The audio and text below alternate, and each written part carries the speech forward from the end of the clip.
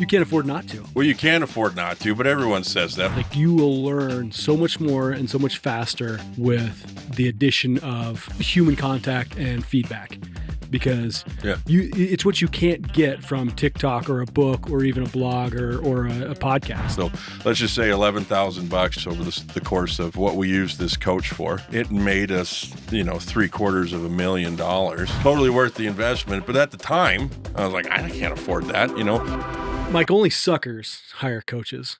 That's what they say, right? Yeah, that's what they say. if you want to do it all on your own and ask for no help, then that's the way you should be, right? Real men just figure it out themselves. Yeah, you don't need the instruction manual, right? Why would I want to learn from somebody else's mistakes when I could just go make all the same mistakes myself?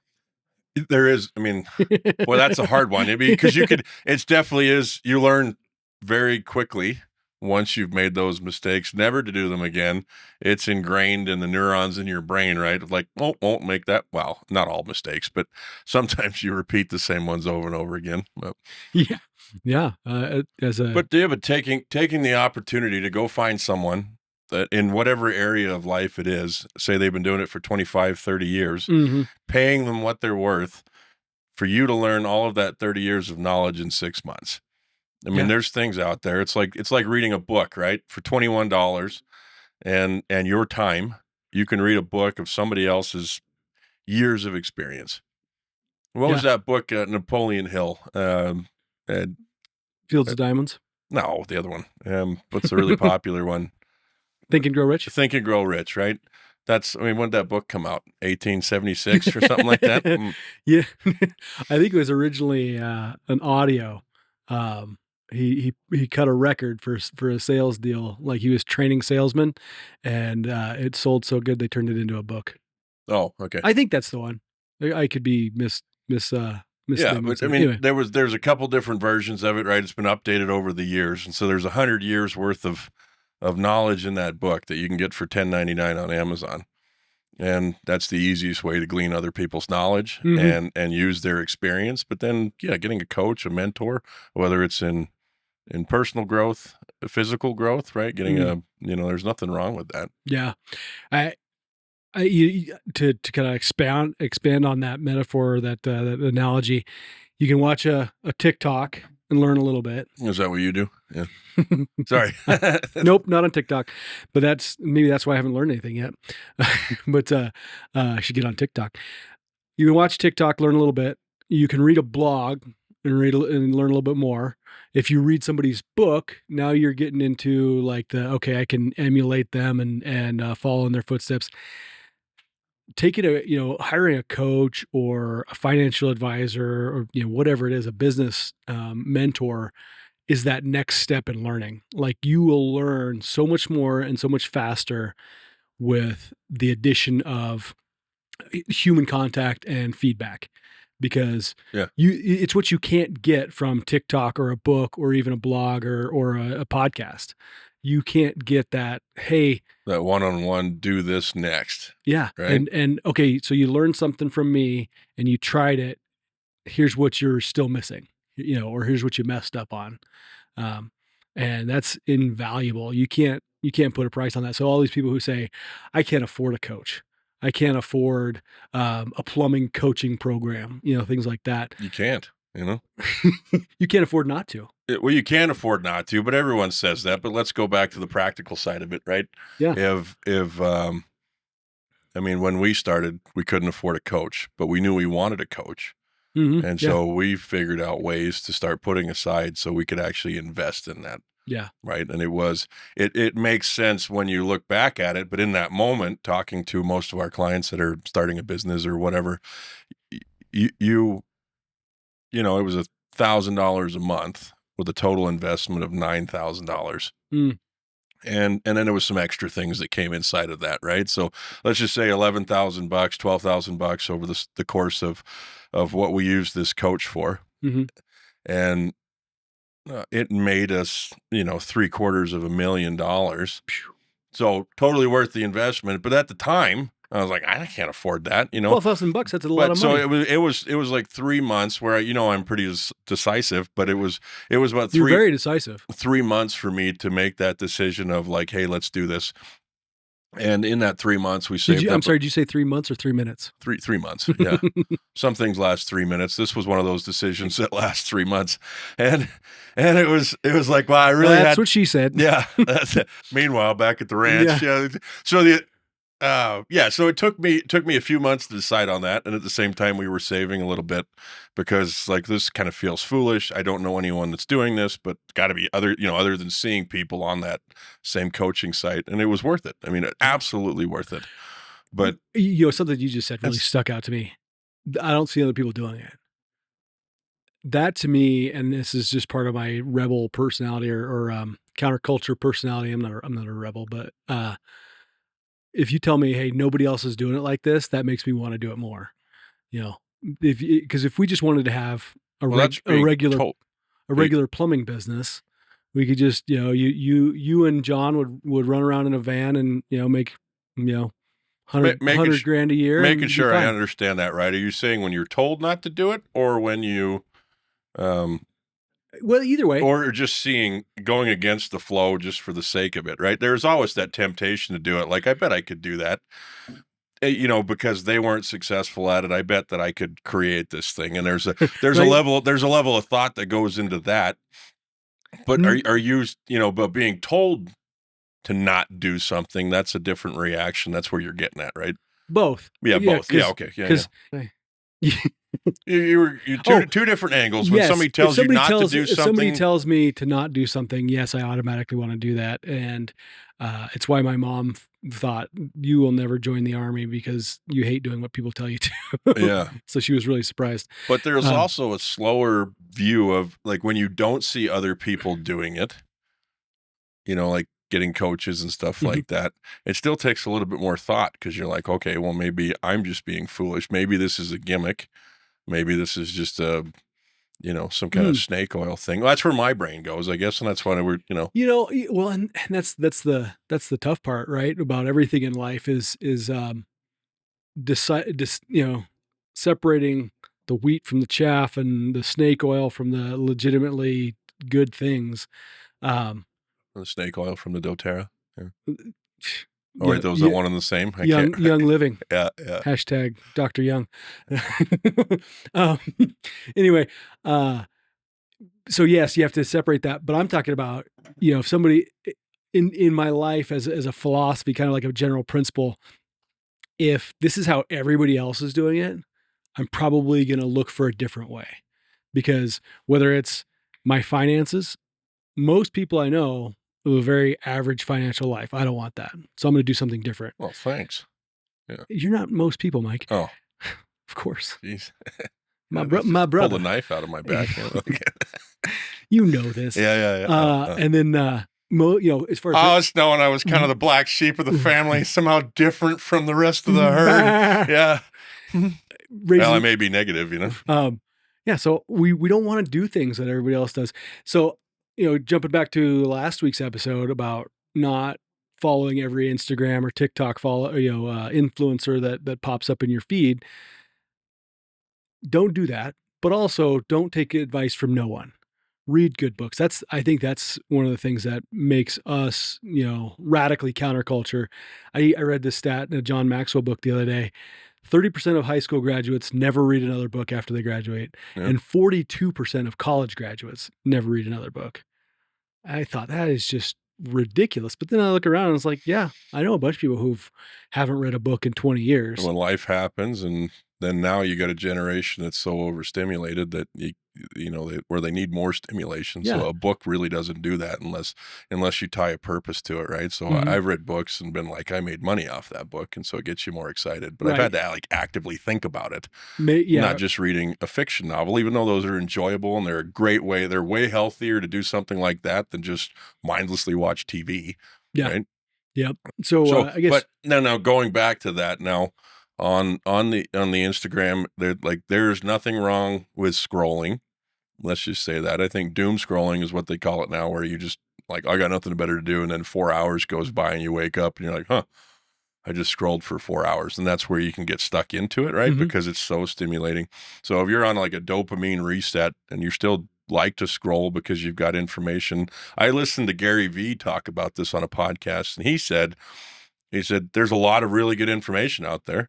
Just fix your algorithm to where you're seeing the stuff that actually feeds you, not the stuff that TikTok is feeding you, right? Because they're very intentional about what they're going to put your way. Oh, yeah. And as soon as you've watched that one cat video falling into water twice, next thing you know, you're not getting anything informational, and you can't stop laughing, and you can't stop watching. You cannot stop watching a cat falling into water video. It's not possible. Mike's I've tried. Definitely speaking from personal experience. It is. It's definitely from several years ago, but I used to, one time I'd sit there and I was like, God, I got to watch that again. You know, this cat was like crawling across the top of a room and falls into this 55-gallon barrel of water. He just, like 8 times in a row trying to get out. And he finally gets out of there, and he's just this bedraggled creature. And I couldn't stop laughing. The joy that filled my heart was surprising to me. And next thing you know, I lost out on, like, you know, instead of watching Grant Cardone, I was watching cats falling into water for weeks. I was like, I mean, I really need to fix my life here, you know? Yeah, that's when you know. I think I look at it like alcohol. For some people, there's a healthy level of, I should say for most people, there's a healthy level of alcohol. You can have a drink or a couple, and it just, you know, like you were talking about a dopamine reset, it relaxes you. It makes you, you know, sit and reflect and have a good time with family and stuff like that. Yeah. For a lot of people, I was going to say most, but it's probably not most. It's just a lot of people. One drink is too many. Right. Or one 5-minute scroll, they can't stop. So they just don't have scrolling. the self-control. And right? they don't, and they're not intentionally thinking, oh, I need to fix my algorithm so I get fed healthy stuff. That's what they're made for. And then look at the you know, the positives of it. You said there's a lot of great information out there.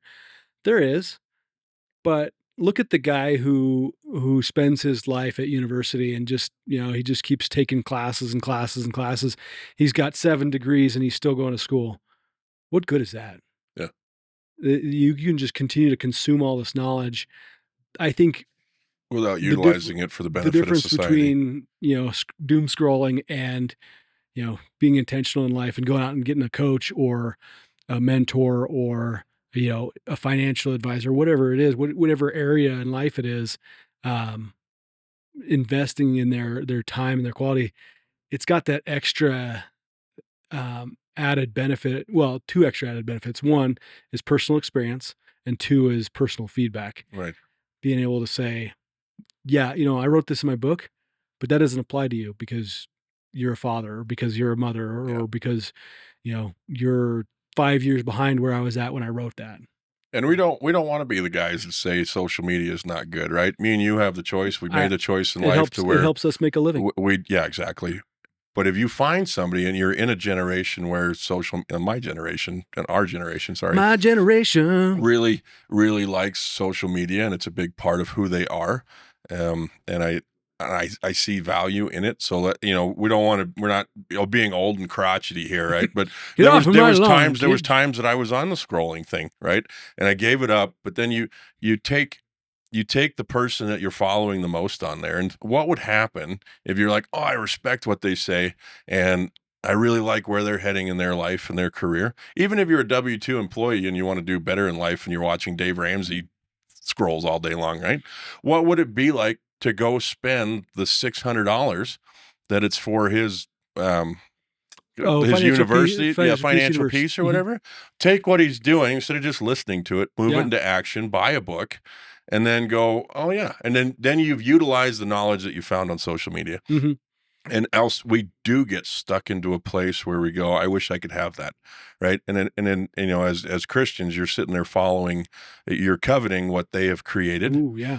Instead of creating taking it, creating your own. It doesn't have to be, you know, Grant Cardone and 10X everything that you do in life, and, you know, do this for 28 million in the first year, right? You may not be there, but take a baby step and go, how do I'm in credit card debt right now. Look up any of these guys that teaches you how to get out of credit card debt, and then utilize those tools for a small amount of money and then go to the next one. And you may be finding that stuff on social media when you're scrolling. Yeah, it right? is a good place for exploration. Yeah. I think, if you were talking about spending, Exploration. Yeah. talking about, we've used this reference in the past. You're going to be the average of your 5 best friends, or the 5 people you spend the most time with. If you don't have any real friends, like a lot of people in this world, they spend all their time with screens, and they're might be even texting people, but they're spending most of their time on there. If you're just scrolling all the time, you're going to be the average of the people you're watching on scrolls. So in theory, yeah, it'd be great to just watch all Dave Ramsey all the time. But if you're not actually putting it into practice, And you have to actively do it, right? Because Mhm. if you just if you're using it to veg out, they'll send you whatever they want you to see that's popular in the moment, and you have to intentionally keep that time. Just like we've had to intentionally read books. It's not like we wake up every morning. God, I can't wait to pick up that book today. I don't wake up like that. It's No. you have to make yourself do it, and it's the Mhm. same thing on social media. And going back, I had a thought when you were talking about alcohol, right? And Yeah. I've listened to a couple of guys talk on that, and so a lot of people, especially now, have social anxiety, right? And Mm. so alcohol is often equated to that, right? Like you'd have a drink to To, mellow the social to anxiety. mellow out, and then and so your heart rate goes up when you're in those social circles and stuff like that. So alcohol, in its form of that, relaxes you more than your high heart rate that would come from thinking about going to a social outing, right? And Mhm. until you get past those things, the thing that has to be intentional there is you realize you have social anxiety, and maybe you don't want to talk to these people or whatever. Sitting next to someone new doesn't matter when you both have a beer and you're like, hey, how's Modelo? And it's an easy conversation starter, right? But and I've utilized it for that in the past as well. Then it just gets the better of you. Yeah. But it's healthier for people to have that alcohol to then enjoy, if they can just have one, and then enjoy The social the interaction. social Oh yeah, interaction, absolutely. and then years goes by, and then maybe they don't need it anymore because one doesn't really affect you that much. Yeah. Yeah. And You it know, all comes down to self-awareness, it's when you right? get to 28 that you really have a problem. Not age, meant beers. Yes, that's what I was, you know, wine dinners, stuff like that. Yeah, yeah. Thanks. uh, this podcast is brought to you in part by But Modelo. We should get Dos Equis to sponsor it and get the most interesting man in the world on. yeah. Have him as be a guest. I don't always do a great podcast, but when I do, I'm I drinking Dos I Equis. drink it. No. I keep my podcast unrivaled. There Oh, you yeah. go. Yeah. So I guess, how do you pick a good coach once you've come to the realization that, like, hey, I'm not going to be the greatest business owner ever until I seek help. I'm not going to be the best money manager. I'm not going to be the best father or husband Well, one, until I seek help. you go through all the right channels of thinking, right? Can I afford this person? Mm. Are they too far ahead, or are they still maybe growing themselves, right? Do you want someone that's, I mean, Kind of at the end of their race. at the end of their race, or they're in a way different part of life, so they can't really like focus on you and where you Mm. are right now? You got to have, but probably they can if they're advertising their services as a coach. They probably got different people for different journeys, or if it's an individual guy. Staying in your field, I don't think is really super necessary, because most, as we found in business, running a business it's helpful. Like if you're in plumbing and heating, to have a guy that's doing plumbing and heating or has been successful at that. But sometimes you might need some business help. Do your research, see if you can afford it, and then make sure that person is online with their with your core values, right? It's no different than going to like a counselor. You want somebody. It doesn't matter whether you're Christian or not. If you're not, then you can still get good counseling out of a Christian counselor. But you want to have similar worldviews, because we look at the world differently. And so if you go to find a coach, they may not give you great advice across the board, like we've talked about, of some of these influencers out there that aren't Christians but highly successful businessmen. Mhm. They're not going to give you time in the morning to Have your quiet time to have your quiet time that's focused on, they still take quiet time. Everyone does, but they're not focusing on spiritual growth. Mm. And once again, there's Christians out there that are really shitty business owners, and we've met them. But then and so you don't want to just take advice from someone that has the same worldview. You want to find someone that's same worldview, highly successful where you want to be. Mhm. And so put your time into that of learning a little bit about them. Yeah. And you talked about budgeting for it, and you took 3 months to figure out, okay, can I afford this $12,000 investment in me and my business? It's And always a gamble, but there's a little bit of a gamble. so is Um, business. yep, everything in business, that's why we get paid the big bucks, right? Because we're actually risking something. God, you get paid? Well, not usually. No, no. We joke about that a lot, but if you're doing it right, you should be paying yourself. You should get, yeah. And I'm not doing just fine. It's just, yeah. No, but you don't have to go 0 to $12,000. You mentioned the $20 book. That's a great first investment. There's a lot of coaches that will start at, $100 for an introductory session or something like that, just for an evaluation.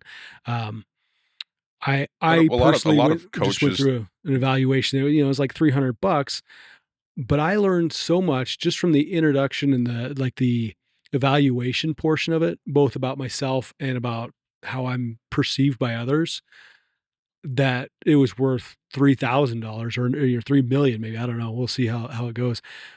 But just, start somewhere. It's like saving money. If you don't have $1,000 to put away every month, that's fine. Start putting away $10 or 25 or 50 or 100. you have to. You have to start somewhere. It's a psychological thing. Yep. that And you can build on I it. think we were going to talk about that in the coming weeks, but it's a Tune in next week. it's a psychological process that goes through paying yourself because you're like, I just can't afford. And it can be $10 a week. It can be 5% of revenue. And you just sit there and go, I can't afford it. And there's times where I've used my savings account to loan back to the business when we were making that work. But the fact is, one, that's actually a write-off, right? And so it's free money that I pulled from myself, loaned it to the business. It goes against my taxable income, and then I can pay myself back with no issues. And so it's a fantastic way to run business. But you sit there and go, But well, you had to pay yourself first to have that savings. I couldn't afford to pay me for 2 years is what I thought. And then I paid myself and I was like, I could have done this. I could have done this 2 years ago. Yep. I think I feel like that is the biggest lesson I'd love to share. If you're a brand new business owner or something like that, looking back, like I always say, I missed the boat on Bitcoin because I invested when it was at like 40,000, but I was thinking about it when it was 10,000. I wish I would have gotten a coach at 25 instead of 35. I wish that I had started paying myself or, setting aside whatever at 25 instead of 35. So all these things that, we know are good principles and the things we should be doing in our businesses, do it today. Figure out something, even if it's a small step. Yeah. Do it today and get to work. Don't wait around till you're 45 years old. And let ego out of the way, right? Make sure that's not in the way. I remember when I had heard so many different opinions when crypto first started getting really popular, like Dogecoins and all that stuff. And I had a couple buddies that were doing it. I was like, you guys are morons. It's never going anywhere. Because I heard some old guys talking in a coffee shop one morning at McDonald's, and they were just like, oh, how stupid this is. And it influenced me as I was walking by. And then I heard a couple things online about how dumb it was and you couldn't do it. And then I got myself through that process and actually was pretty successful at investing in it. But I made fun of them for months before I got in there, and I got in there at a decent time, and so it worked out. But you can get really stuck. And I realized afterwards it was just ego that I was like, I don't want to look like an idiot if this doesn't pan out. Oh, yeah. And I don't want to be the guy that's like, yeah, I put $600 into it and now I've got Jack, which was a lot of money at the time. And I've caught myself doing that a couple times, and sometimes it's just worth taking a risk to get the hands-on experience. Yeah. Because if you invest in it, you'll watch it and you'll learn about it, right? Yeah, when you put money into something, just like a coach, then you're going to put the time in. If you can't motivate yourself to do something now, no matter what area of life it is, spiritual, physical, it's not just going to magically fix itself. Yeah. You you're going to put the time in because you've got the money behind it. Money is one of those things that speaks in every language. And I don't know whether that's a thing, but it sounds really good. And like Quote Jesus Mike said, Pomeroy. Yeah. And like Jesus said, yeah. I was going to give a different quote to Jesus, but we could. Oh, okay. Yeah. But like Jesus said, it takes money to make money. Yeah, bitch. No, I got it. I just picture what's his name, Jonathan Rumi, Jonathan Rumi, from The Chosen. That's my Jesus now. Like whenever I think of Jesus talking, that's what I picture. No, but wherever your money is, that's where your focus and your heart's going to be. So, all right. On that note, get out there and get to work. Whether you're hiring a coach or a financial advisor or whatever, just go do it. Find a good one and quit trying to do it all yourself. There's no point. Somebody's already done it before you. Yeah. Amen.